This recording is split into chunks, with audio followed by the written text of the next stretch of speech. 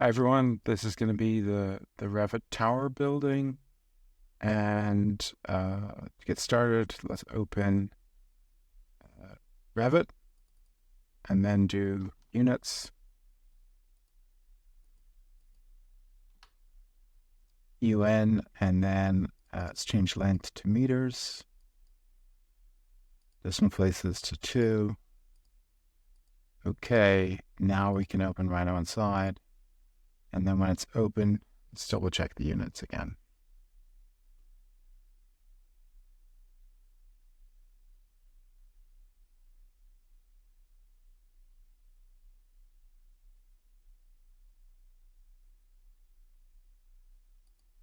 Let's just speckle collision within Rhino inside Revit. Fine.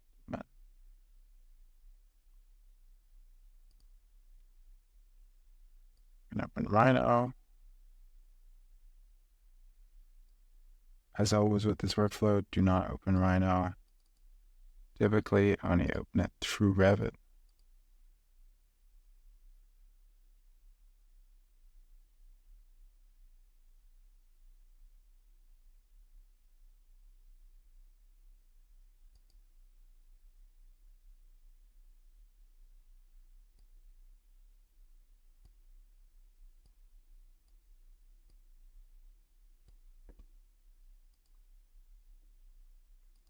Let's do a units check.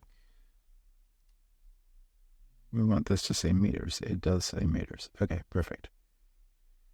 So I'm also going to just do a square in Rhino. That is 10 by 10. So I know what 10 meter by 10 meter looks like here when I draw a curve, and then into a NURBS curve.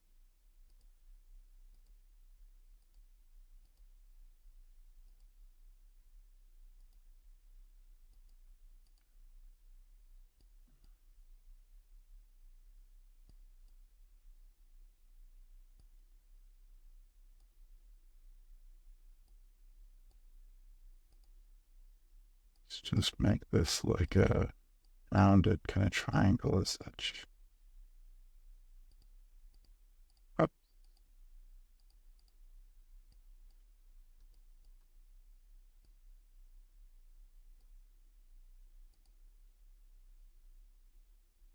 Okay, that's fine. So in this dimension, it's probably like about 20 meters by 10 meters, and I can get rid of this curve.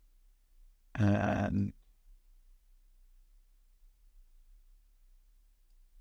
just one more check to make sure my units are right. Let's do a curve and set one curve with the curve that we just drew. And internalize the curve, and then we can delete it here. And let's just do Revit and direct shape. Okay, there, that appears there. I just wanted to check that that appears at the right scale. And now that we know that the scale's right, we can just delete it. I'm going to open the 3D view, Revit, and let's just put the Rhino directly over Revit because that's what we need right now is Rhino and Grasshopper.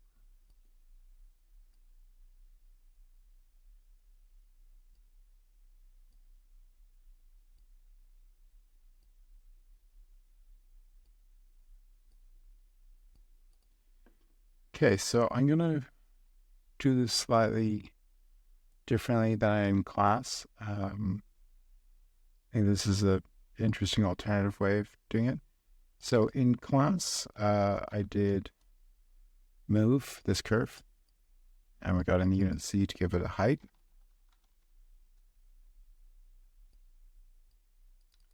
And then we gave it the sort of max height like this. And 100 is 2 MB. Let's say something like that. And then I did a rotate.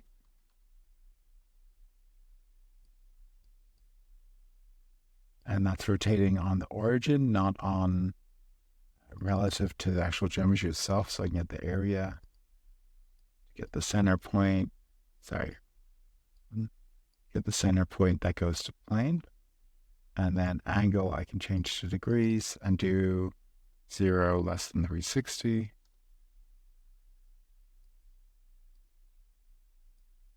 And there we go. That's now rotating properly. Turn this off, turn that off. Okay, so the way I want to do it slightly differently, return bifocals on as well. Before I go further, bifocals. What I want to do differently is, instead of rotating it once and moving it once, I'm going to move it with a series, and with a series of heights and a series of angles. So let's do a series, and I want the series to go into, let's say, how many numbers I'm going to generate. That's going to be how many floors do I want. So I want that to be 1 to 50, say, max. That's how many numbers should I generate. And in this case, the step is going to be our floor height, which in meters would be, let's say, 2.2 to 5. And let's just make it 3. And just so I know when I come back to this, this is going to be floor height. This is going to be num floors. And so get a series of heights. The bottom was on 0, then 3, 6, 9, 12, and so on. So this can go into the unit Z, and I get all of these heights. So this is, instead of contouring it, I'm kind of doing this more, let's say, bottom up than top down.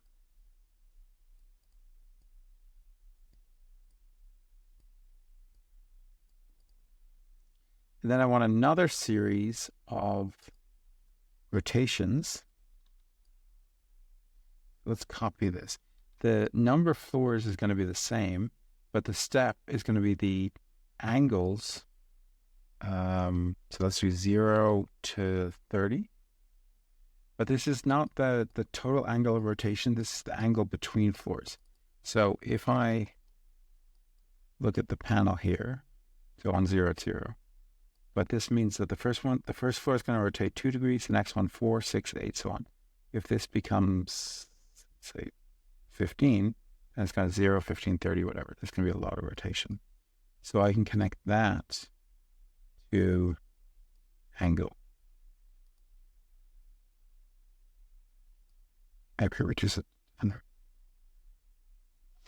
And just as I could loft the top, the bottom, and the top curve, here I have 14 curves, and they're in order because of the way they were made. So I can just loft all of these curves, and I get that smooth form. And now this rotation should bend that nicely, like that. And this is now more capable of twisting than it would be otherwise, I think, through other methods, but leave it at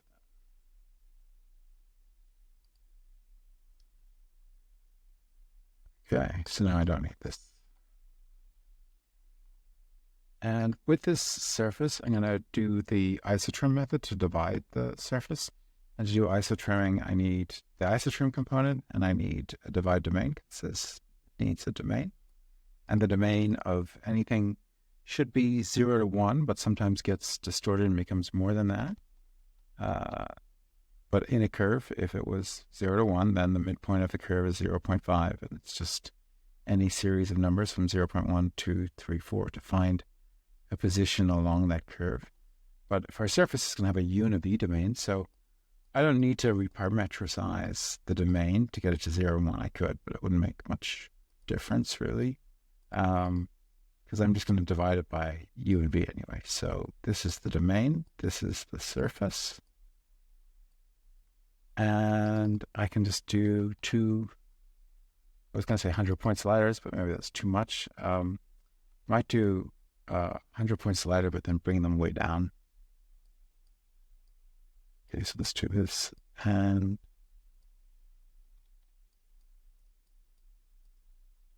so I want to know which of U and V is controlling, let's say, the vertical divisions of this surface, and which one is controlling the sort of horizontal, which are going to twist at the same rate as there. So to just figure out, I could do dispatch, I could do list item as well, but I just want to visualize, let's say, every second surface.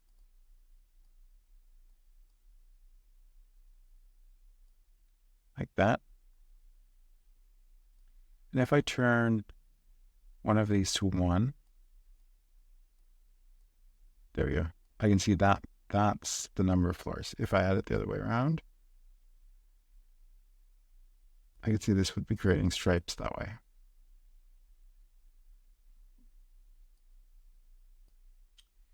So now that I know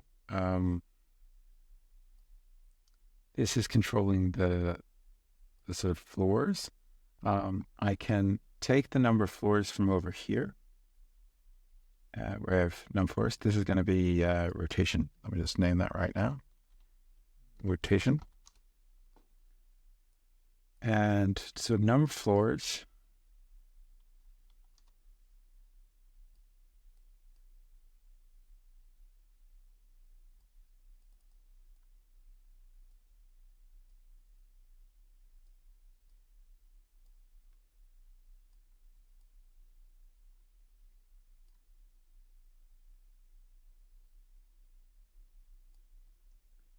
and I can just do this in a group and change this to white.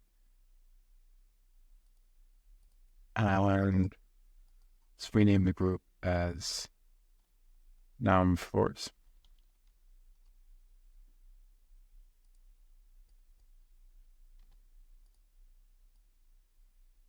So if I put that into U, I see it doesn't perfectly line up with my thing. And this is the problem of this being 14, where the number of floors might be just one less than that, because I've got, let's say, 13 curves, but 12 like floors as such. So I need to do this as an expression as x minus 1, which will just subtract 1 from it. So now when I look at this set of surfaces, it should line up perfectly to the floors, which it does. So that's good. This was only to visualize, so it's not actually that important otherwise. Just delete it. And this is going to be how many sort of vertical divisions are in the isotrim division surfaces. So let's turn that up there. And also, this is the number of floors, but if I wanted to, for example, multiply this number by a whole number, so let's say 1 to 10, and use that number,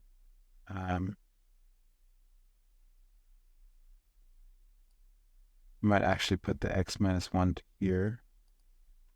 So actually, let's just do minus 1 here, and then do the multiply. We can take out the expression from here. Okay, the benefit of doing it this way is, even though we have some number of floors, if this works exactly the way I want, then I can basically, let's say, divide the facade surface in 3 equal parts, but 3 equal parts should be exactly a floor. There are 3 parts and a floor, 3 parts and a floor, 3 parts and a floor. And if I wanted to make that bigger, I could do that. So that's sort of a useful way of doing that. Maybe I'll leave it on 3. This makes our floors busier. Kind of sad. Maybe I'll just put it back to 1 for now. We're sorting this out.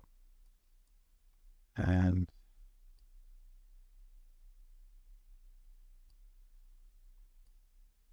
okay. So now I'm going to do let's say offset the surface. So offset surface.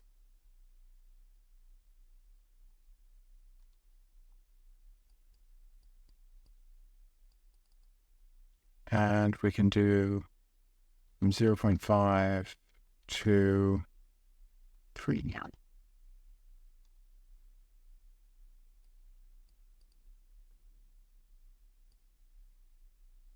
And this is shrinking in, which means I drew this curve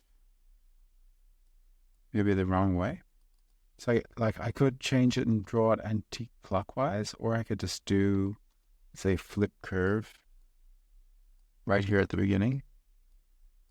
And that will change the direction of the curve, which will change the direction of everything, which will change the normal going outward rather than inward, and therefore that will change the offset that when given a positive number will now go outward.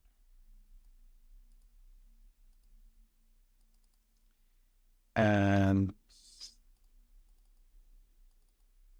within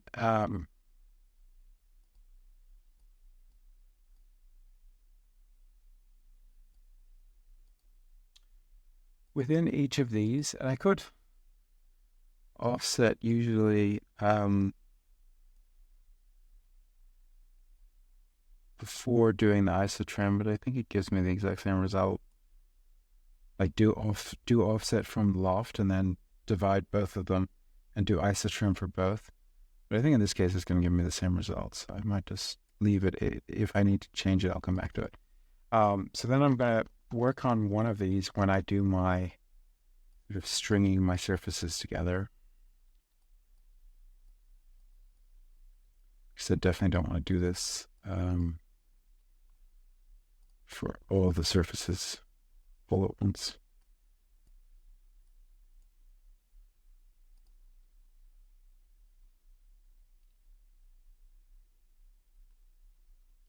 Okay, so I can deconstruct BREP or do explode curve. But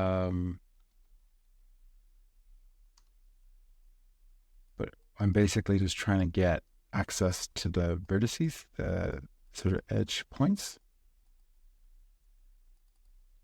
And then we can do a points list just to visualize what's going on. So points list, vertices.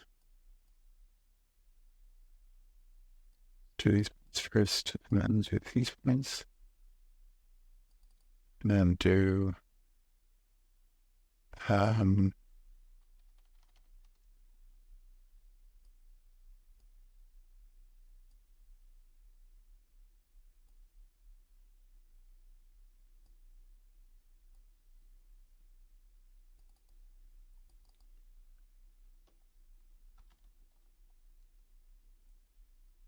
so I can make these points come out as 0, 1, 2, 3. And then these points come out, which are going to be the offset surface, and therefore going to be there. If I wanted to reset it, it's really just what is the ordered list. So I might do vertices that way and vertices that way.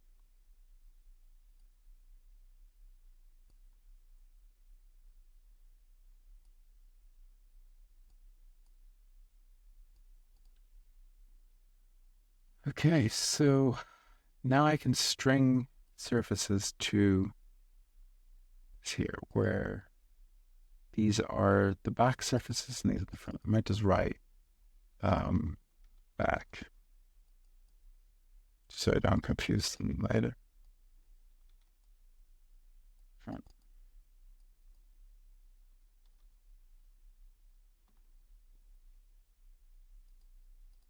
use a whole bunch of 4-point surfaces, which 4-point surfaces take in 4 points, but they could also just take in 3 points. They don't actually have to use the 4th point. So let's say my first, and I'm going to try to draw all of these anti-clockwise. Okay, so 3 on the front, to 2 on the front, to 2 on the back, to 3. All right, here is our first. We're going to zoom on this just so my orbiting goes around. And given I'm going to copy and make lots of these 4-point surfaces, I might just leave a blank one up the top so that I copy and paste each time. It's empty each time. Okay. So for my next surface, I might let's go 3 on the front again.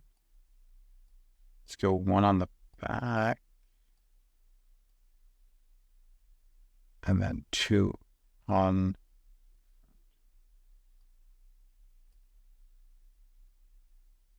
Okay, let's turn on. Let's do 2 on the front, 1 on the back, 2 on the top surface there. And then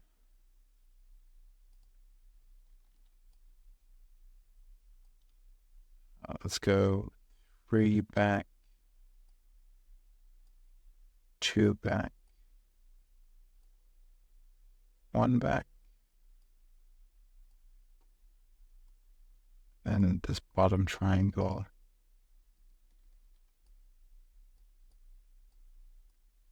would be, let's say, 3 front to 1 back, 3 back. Okay. Then as my last surface, I'm going to do where I'm going to put the sort of window, and this is going to be,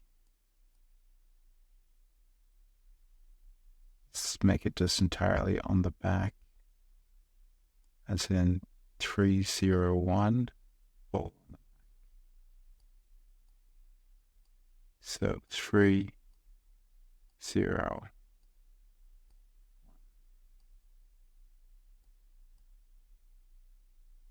Perfect. And now to make this into a window, I'm going to take the curve from this surface. And from that curve, I'm going to scale it. But of course, I need to scale it relative to the center of its own geometry. So I need the area. So area of this curve, center to center. The geometry I'm going to scale is the curve. I'm not so much interested in the surface. I'm just interested in the curve. And then I'm going to make this slider between 0 and 1, where this allows me to shrink down this curve as a percentage. Say this is 73% of the original size. So I can turn off this surface here and just either do boundary surfaces or loft, doesn't matter really. I'm going to take the outer curve, it's the original curve, and the kind of scaled curve. And if I make a boundary surface with them, I will get basically the edge profile there. And yeah, that's kind of seems to be working. Up here, I might do a merge and then do a B-rep join. So turning this all into one shape. So this all in. And then I can turn all these off. And B-rep join. So now this is one B-rep plus the bottoms. We could actually make, which we didn't in class, make some glass with the inner curve. So that would be that curve. Okay, so to send to Revit, I'm going to do direct shape, but this time rather than do BREP, which BREP would be used for surfaces and sort of poly surfaces, but I'm going to do the geometry one. And I'm going to do a geometry for all three. It's the window, the glass, and the sort of solid geometry. And do a trigger for all of them. And the trigger can just be connected to all of them. So I can zoom in, do the third button to lock it. Lock to all three. And one thing about, I can't just put a swatch into a material because it needs to actually create the material in Revit. So to use that, I think there's convert material. There it is. Convert material like this. So I can connect that to my trigger, that into material. So for each of them, I'm going to have convert material.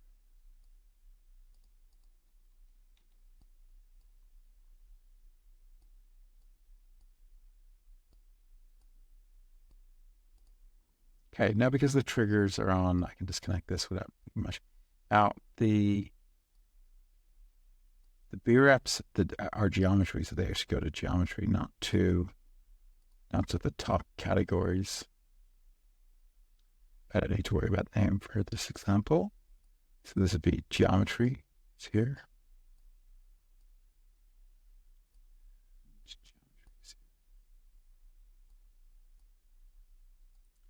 So these two ones down here are quite simple in that taking, let's say this is the sort of frame of the window. I think it was Madison who suggested we go with black, so we can just do solid black for that. For actual glass, I can do, again, a swatch, but in this case, I'm going to make it light blue. And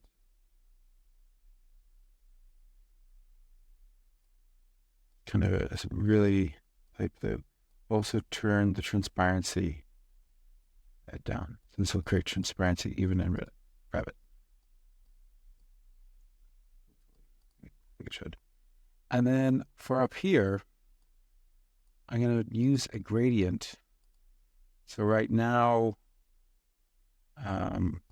we do custom preview so I can actually see in Grasshopper what I'm doing, because these components at the end here will only work for Revit. They won't actually work for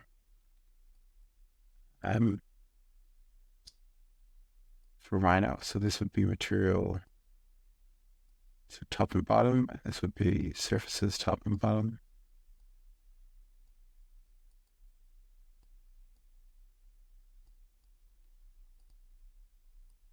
So just kind of got some transparency there.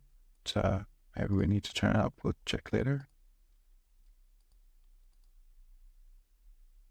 So for what's going on up here, I wanted to do gradient set by the Z value. But if I come back to where I've got these list items, so this list item is what's making me only do the top item and not all items. So I might, I'm just doing the copy, so item becomes I, because this is then smaller. But if I lock the canvas, I'm going to basically go direct. So the surfaces on both offset go direct to there. That means all the surfaces are going through now, not just one. And see, that happens to everything there.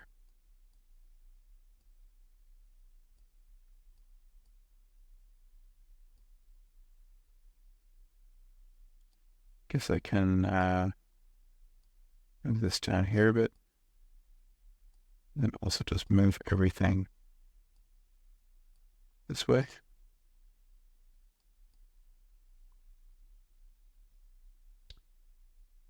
Okay, so at this end, I don't want these to be all red. I want to do a gradient where the gradient changes based on the Z height of, which we've kind of done this before. So I want the gradient to preset to green, let's say for UNT colors maybe. And I need a number to control the color for every point on this thing. So I could get the bounding box from the BREPs, get corner point of the bounding box or the volume center of the bounding box. But either way, I need just one number for there. So I can, if I zoom here, I can see I've got 377 numbers here. I might just flatten that. And then I need 370 Z height. So if I go back to any of these points, I've got 377 points. So I can just take these points, because these are points, wrong point. Take these points, because these points are all 1 point for every single one of these sort of modules, panels kind of. So if I come forward here with points, and then I deconstruct the point to get the XYZ values, and I'm going to use the Z value because that's what I'm going to use this to determine my colors. And then from the Z value, I need to flatten these values. And I can see that all those zeros are the panels that are on the ground. And then it's sort of saying that there's a whole bunch between, and then 36 is the tallest Z value within this list of numbers. So if I do bounds, that will split the highest, or that would tell me what the max and min are. So I can see that's 0 to 36. And then deconstruct domain. But in this case, I'm going to do deconstruct singular domain, which is the 0, 1 icon. And now that I can say that my green colors, depending on what values I give into this gradient, that 0 and 36 are going to be, this is going to be 0, this is going to be 36. So the taller it is in the building, the lighter it's going to be. And if I take the Z values, all those zeros and 36s, so now I have 377 numbers between 0 and 36, each getting their own colors. And those colors are going to go into my shader, my convert material, and also into my material. This is just so I can see what I'm doing in Grasshopper. So turn off the red meshes, points. This here is the green color, so they're kind of this color at the bottom. They could, let's say, have more green. But yeah, we could just mess around with those colors all we want, but we're just going to leave them be because it's not going to change the design of things. So now if I do my push refresh, that this should all load into Revit, which is loading behind the Rhino window. So let's just check that that was successful. I see geometry, no color by default because I need to turn the shaded on, and seems to work. We got this complex geometry going all the way into Revit.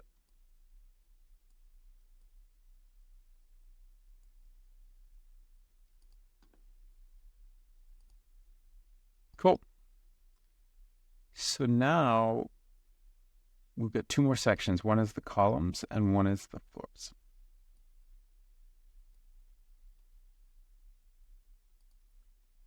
I'm going to turn off this stuff because I don't need it. For now. And let me come back here. That's surfaces. So these rotated here, the rotations, these are kind of the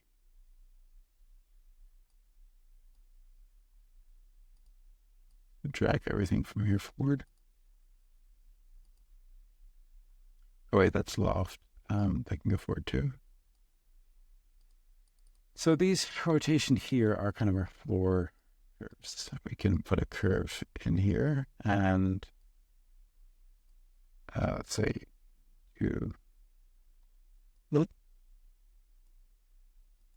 and let's call the group floor curves.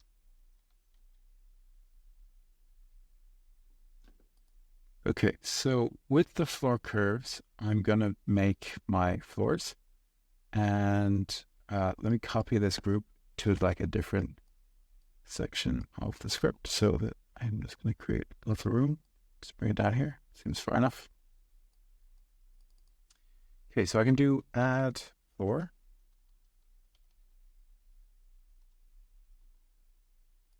And my add floor requires a level, so I can do add level. This is sort of automatically going to create my levels. And I can see type of level. I'm going to do the symbol on both ends. That's just the visual style of the level. And type here of the floor, I can pick, let's say a 250 concrete floor. Yeah, fine. And let me put a trigger on both of them so I can just fill in details without it updating. So lock the trigger. I'm doing separate triggers for the floors, and I'll do a separate one for the columns and a separate one for the facade. But you could do one for all. I guess it's whether you want to send everything at once or do it individually. So the elevation of the level, I'm going to take, say, area of each of the floors just to get a point on each of the floors. I could just use points from above as well if I wanted to save some calculation time. Deconstruct point.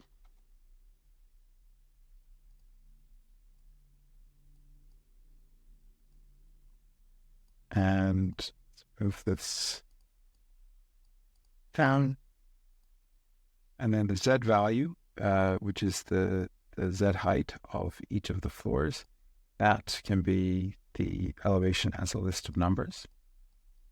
Going into level here. The name, I can take, for example, the list length of the number of floors that I have here. And let's say there's 14 floors. And if I do a series where I make 14 the count or whatever number's length is, then I get 0 to 13. So in the UK, that would be fine because that's the ground floor is 0 and floor 1 is one above 0. It's also why if you're in a 14 floor building in the UK or 14 floor building in the US, they're actually one floor different in how many floors they actually are because of one starts from 0, one starts from 1.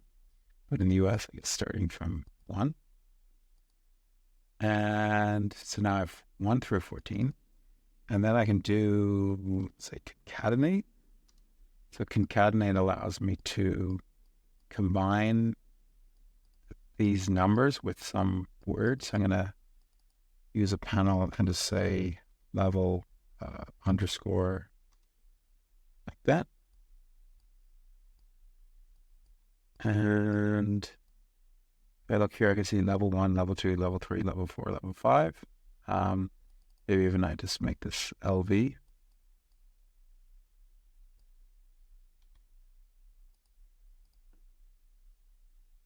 So, and this is going to be my names. Type is set, elevation is set. And because, I want a different branch for each floor, so I can graph both of them. So that means it won't show me until I press play, but I put all these numbers on a different branch. I put all these names on a different branch. So it creates me a whole bunch of different floors. Sorry, but different levels. And then same here, when I put in the boundaries, I want to graph that so I get different boundaries. That's going to be these floor curves. That is just the geometry, like the bounding curve for the floors. Then type I've already set as the concrete 250. Then level, I should have 14 floors, 14 curves, graph, structural, sure, leave it as default. So if I press play,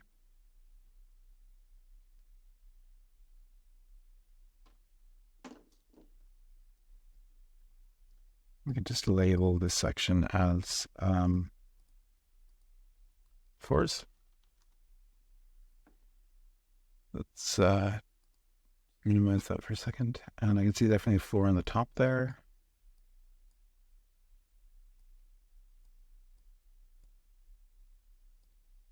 So I can see, yeah, it looks like the floors are in there on each level with concrete. Maybe I might visualize it better by, let's just make this bigger for a second. So this is L1, the original plan. And I can go, let's say, view section. Just go horizontally through that way. And then if I open this section, so here's a section through what we just made.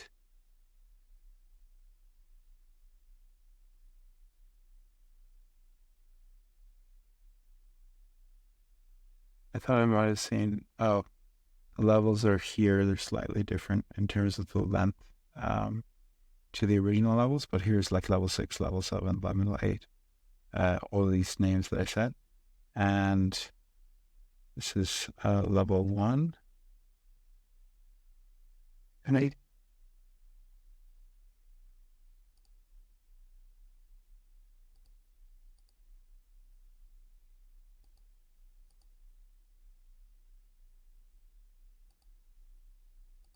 Actually, that's the original section. This is the new one that I drew.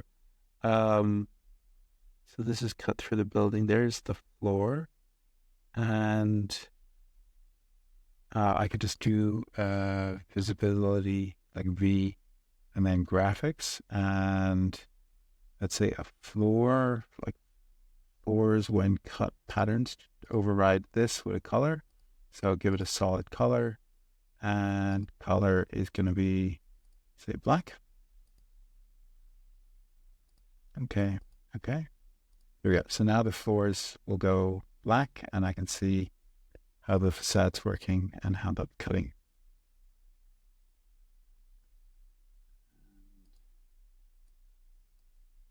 Yeah, that's it there. Okay.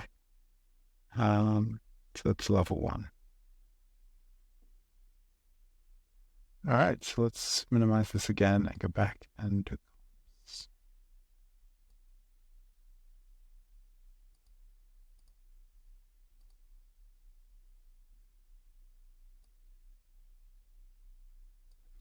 So sometimes when minimizing in Revit, models or disappears, best thing to do is just close the Rhino window, reopen it. And there we are, we're back again. Wait. So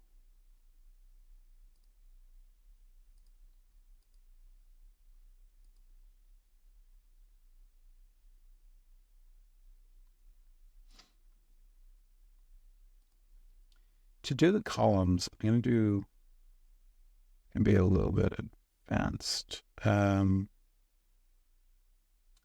might take, say, from the floor curves, so we can just copy this out here again. And I might take the bottom curve,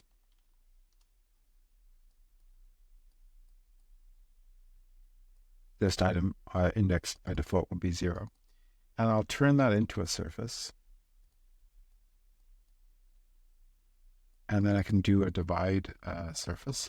And when I do divide surface, it'll give me points on the surface, but one of the ways this works, like on the back end, is that, say 10-point sliders are fine, is that this is a trimmed surface. So it's actually like a rectangular surface that's being trimmed to this sort of more rounded shape. But like the computer still thinks of it as that rectangular surface, the untrimmed surface. I can see if I hover over this, it says trimmed surface. And if I did untrim, I think this might just reveal what the untrimmed surface, yeah. See this rectangle around the edge? It's the untrimmed. Okay, but anyway, when I divide this into the points like this, so this is going to be places of the columns, that if I look in here, that it's trying to draw all the points on the untrimmed surface, which is why these nulls, because these nulls don't actually appear on the surface.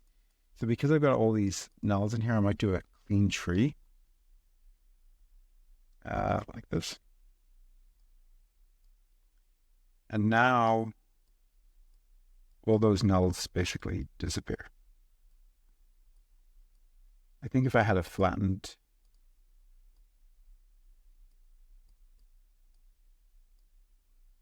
so if I flatten, the nulls still remain there. So I do need the clean tree to get rid of the nulls. And when I do these columns, I might just come back a second. When I take this original curve, I might offset the curve from its outer curve so that there's no columns that appear where, let's say, this column is here, because I don't like that column there, or as a location for a column. So let's say offset the curve, stuff a bit left. So offset the curve distance in meters is, let's say, 2.0.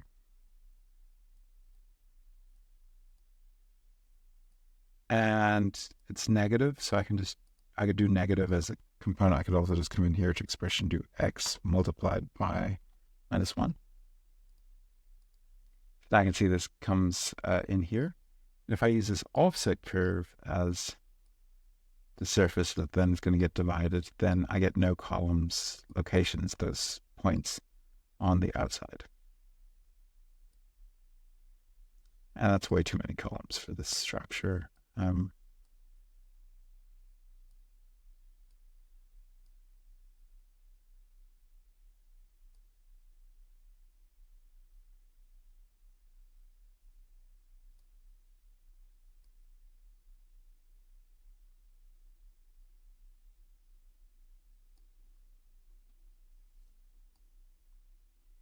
All right, this isn't really big enough to need enough columns, but I want at least a minimum number of columns for at least what I want to do geometrically. Maybe I need to rethink the sizes of everything for this to be justified, but this is kind of like a rough pattern of what I'm looking for.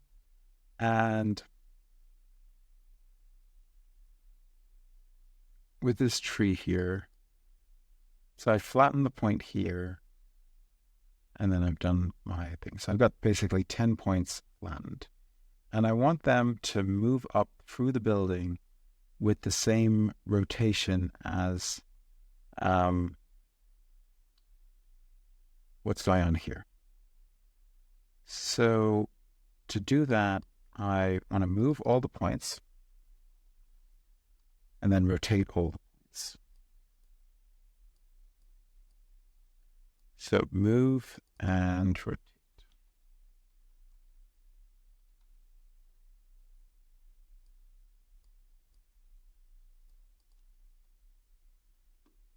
Of course, it's a mess right now, but that's fine. We'll fix it. So the move is coming up here to this move. I see these vectors here. I can just take a vector container, and because I'm going long distance, I might do wireless display hidden, and say group and rename this as move up. This is move up vectors. since I'm up here, I might just do everything I need from up here. I'm also going to need these centers. So these would be points, because when I do the rotation, I need the centers that I want to rotate on.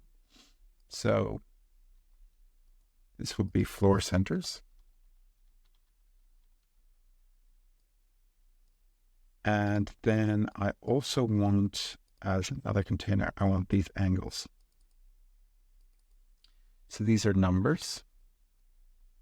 This is just the, in this case, 0, 8, 16, whatever.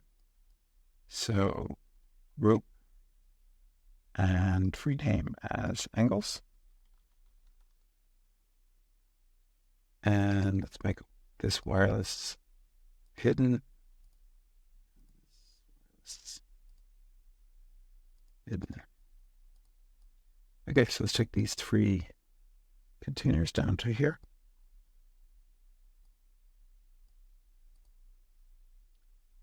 Okay, so move up. It's going to be these ones. Versus currently is applying 10 points and 14 values, and it's kind of moving the first point by the first vector and so on.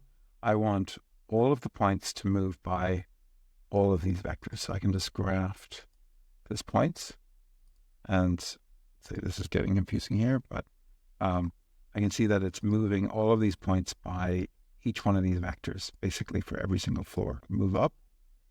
And then I want to centers. It's going to be my angle of rotation. Sorry, that's going to be my plane.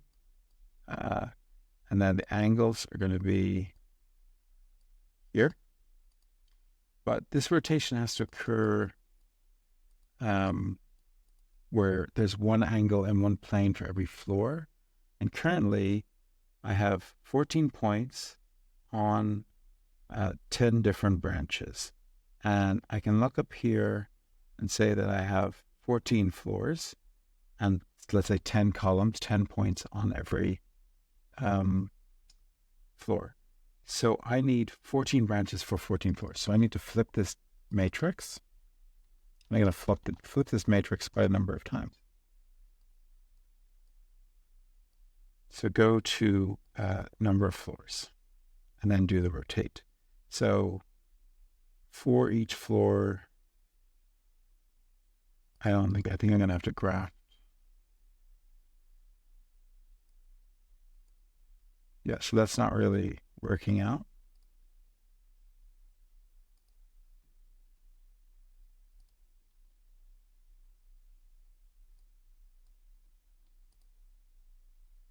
Okay, so if I simplify this first one, that brings it down to branches 0 through to 13. If I graph these, they are now on branches 0 to 13, but I might simplify them as well. And then I do the same here.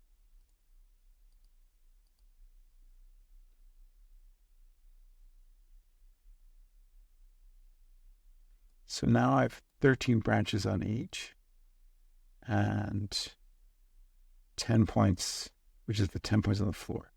So if I want to go back, not to points in the organization of floors, but points in sort of vertical, like 0.1 on each floor. So 0.1 on floor 1, 0.1 on floor 2, 0.1 on floor 3. I have to flip the matrix again, go back. Now I'm back to 10 branches of 14 points. So now I can do a polyline. And that will, I don't know if that worked. I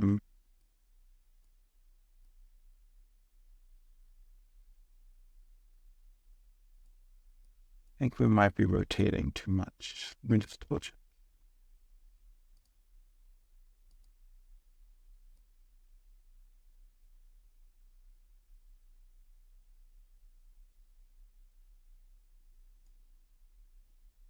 Let's just turn down the rotation.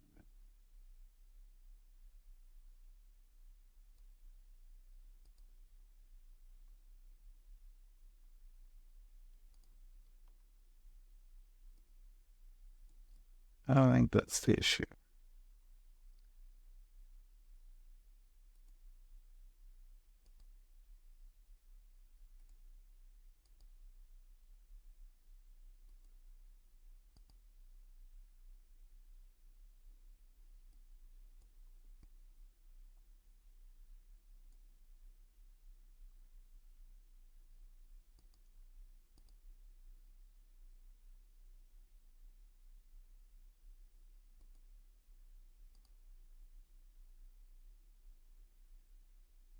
So I have 14 points.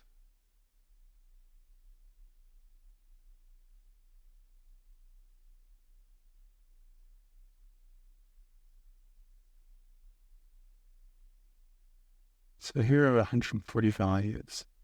Here are 196.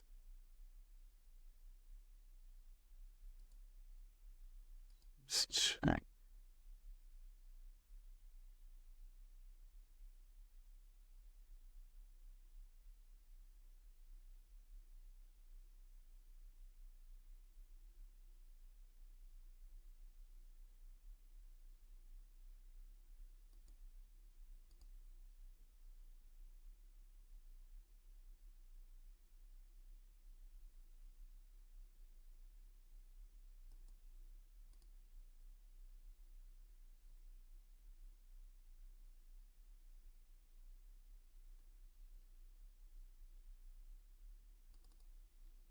Let's do the list item, see what's going on.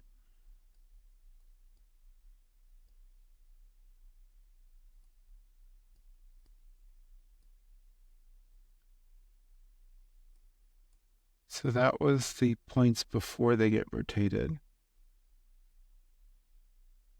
The angles are 0, 4. Oh, I know what's wrong. Okay, so the angle here is in radians. And because if the angle was 10, 20, 34, that's 10, 30, 30, 40 radians. And 2 is a full rotation, so it's just basically doing laps. So now I can put my rotation back up now that I figured that out. See here, and the columns will basically rotate with our, let's just go to 10.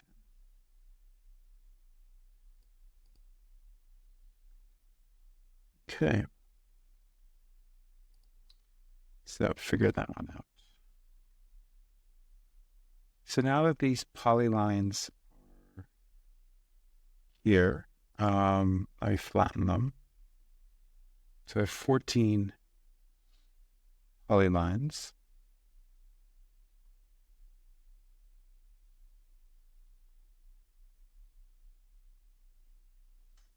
Wait, I had 10 points here. And 14 angles.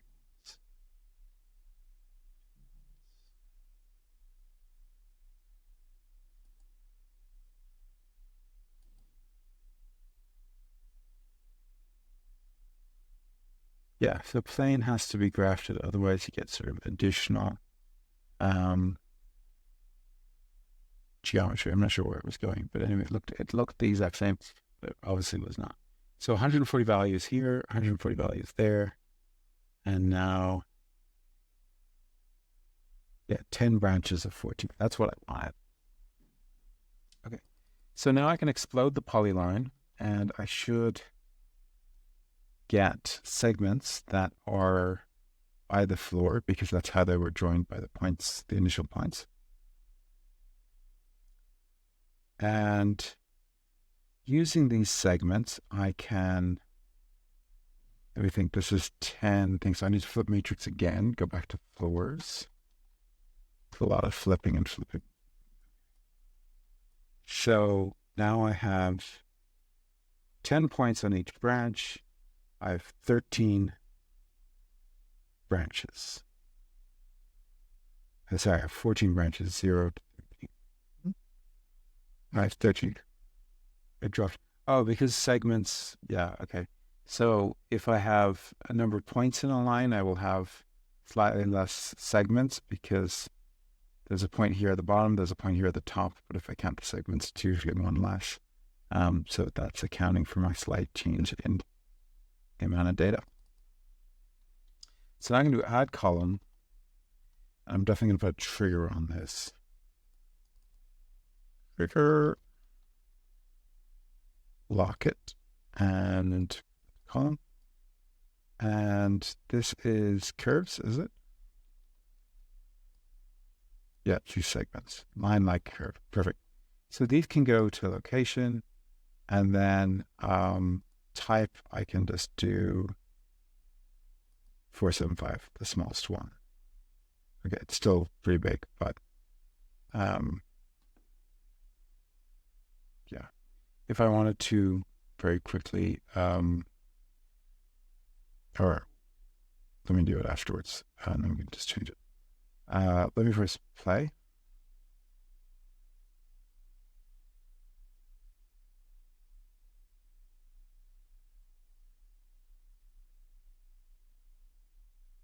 Okay. And now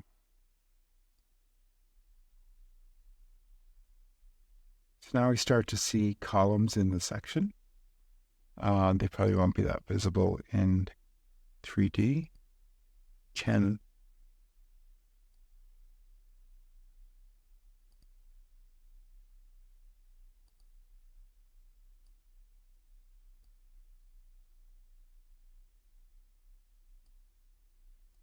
Oops.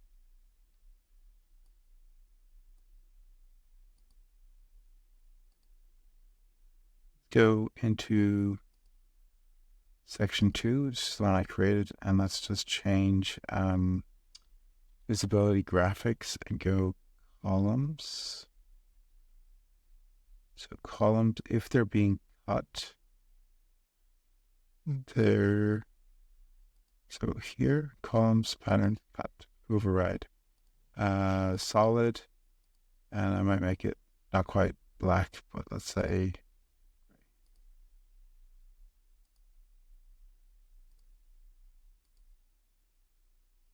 and then let's say if they're not being cut, the columns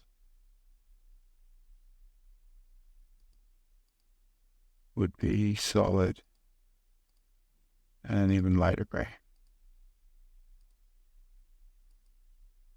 Yeah, okay. So we can tell this is being cut by this section where these other ones are not. That's our columns moving up. Moving up there. Okay. So you're going to see the columns moving with the geometry sort of. Okay. One little thing we might do here, that if I was to go into one of these columns, I can see it's kind of got this ends here that are perpendicular to the column itself. And if I look at the settings here, in here I can see that's because base cut style and top cut style is perpendicular, and I could change this here from perpendicular to horizontal. If I want to do that automatically, I kind of did this on one of the previous examples. If I go to edit parameter,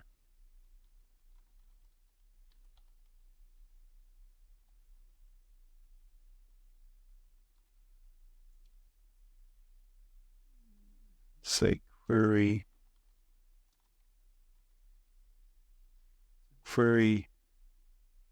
element parameter, and then also element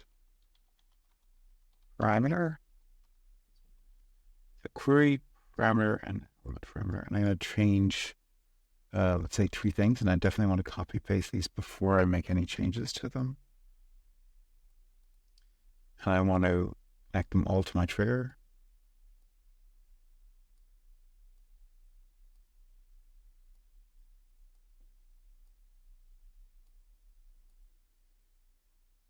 And then the column is going to be the element for all of them. So I need to connect column to element on all 3 there and all 3 here.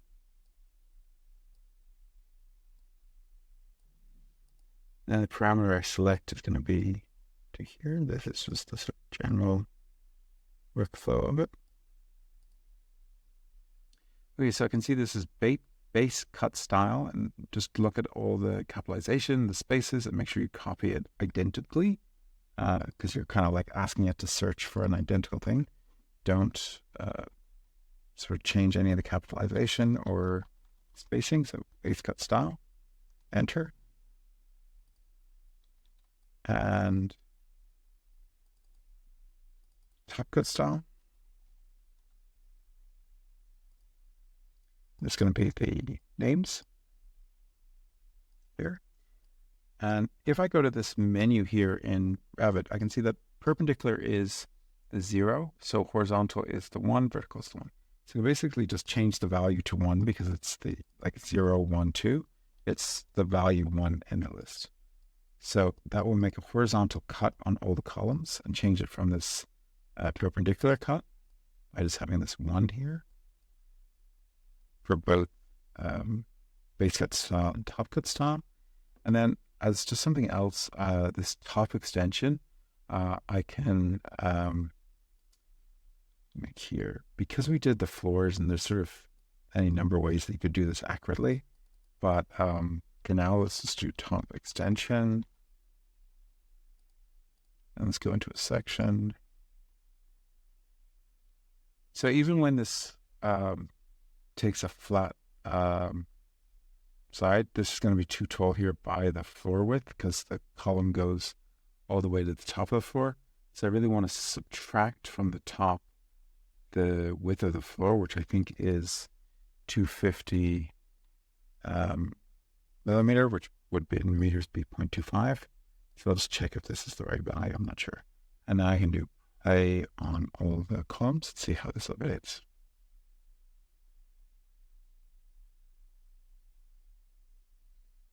So what I'm hoping happens is the column flattens off. Take longer than I wanted.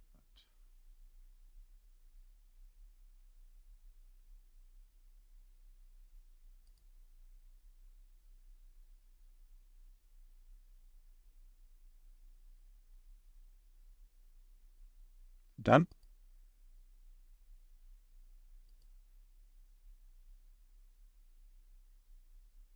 Oh, okay, I want this to be, whoops. I want this to be minus. So let's do negative. So this extended it the wrong way. Whoops. Let's first play again, and hopefully it doesn't take as long to calculate.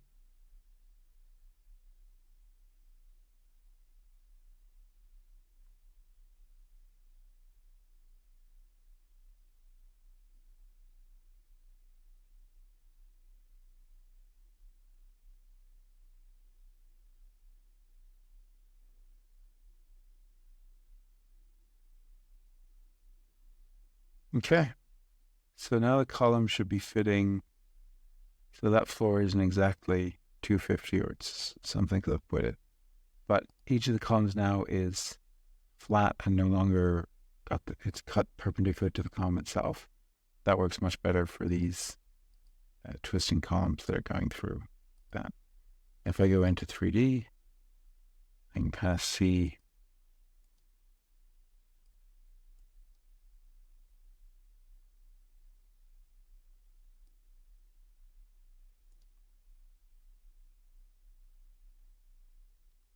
I haven't used Revit in quite some time. Where's view?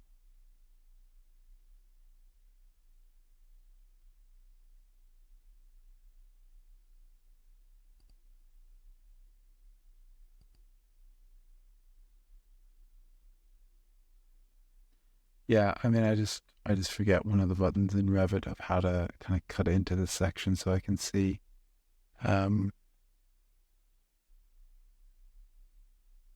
Let me just do Revit.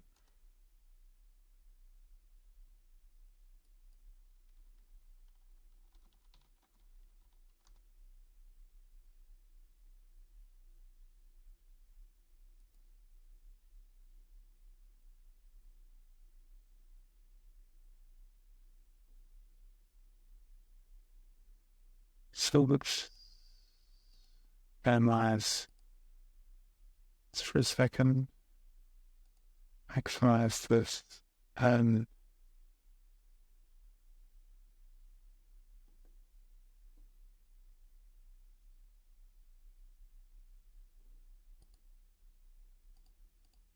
finally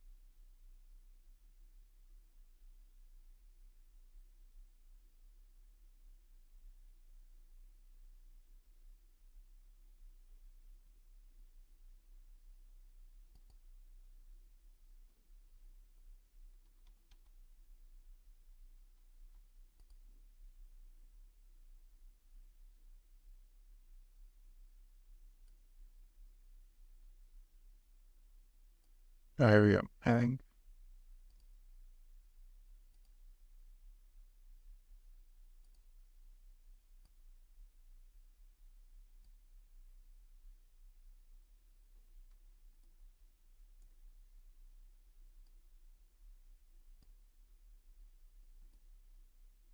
There we go.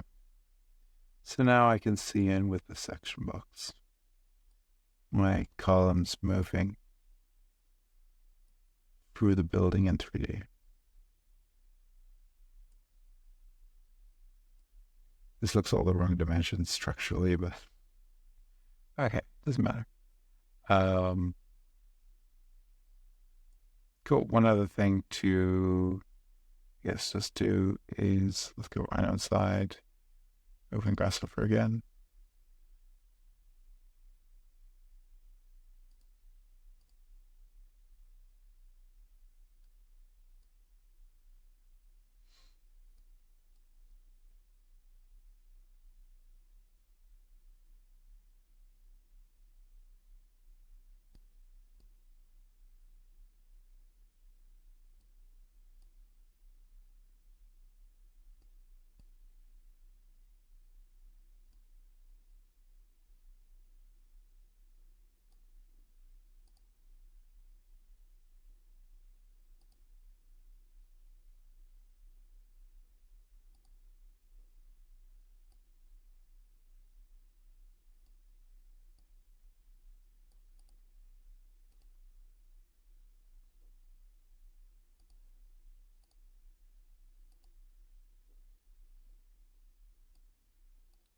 Where's the Grasshopper?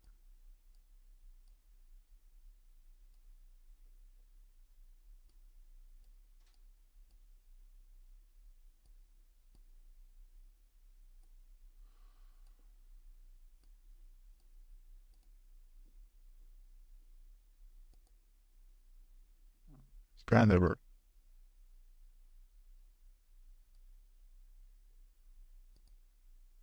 Okay, so one thing I wanted to do just as one last move is make this taller. Let's go all the way to 50. Calculate, probably. And one by one, we can do the triggers.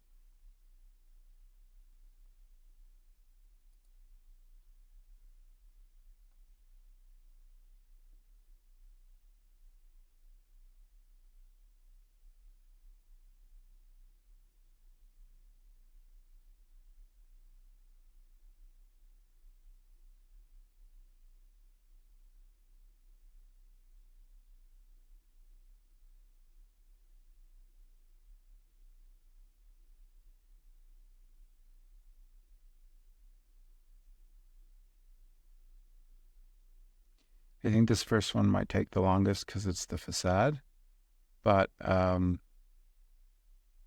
currently move this section box we need to, and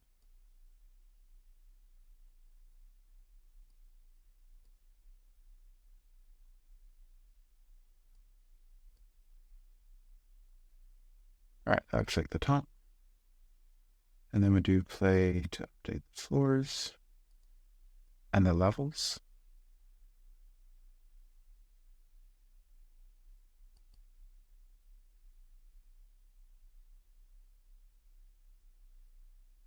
So we can see those levels got added in, and then play to update columns. And this is sort of the end of this video.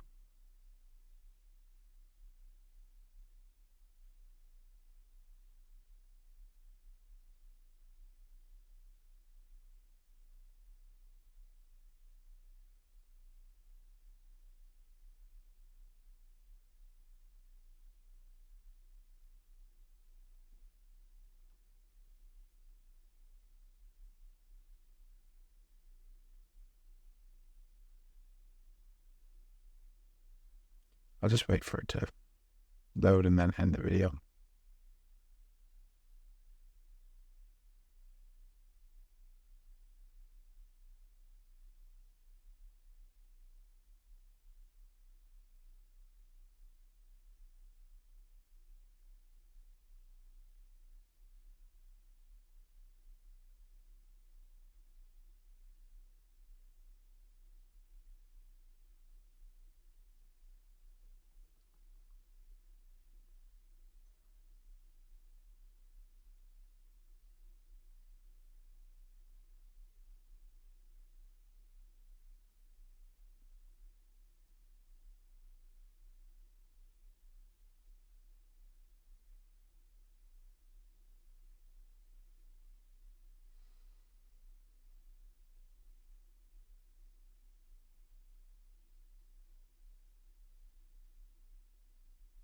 All right.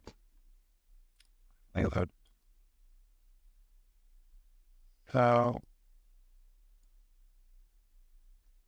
the structural columns are moving inside, and there's that.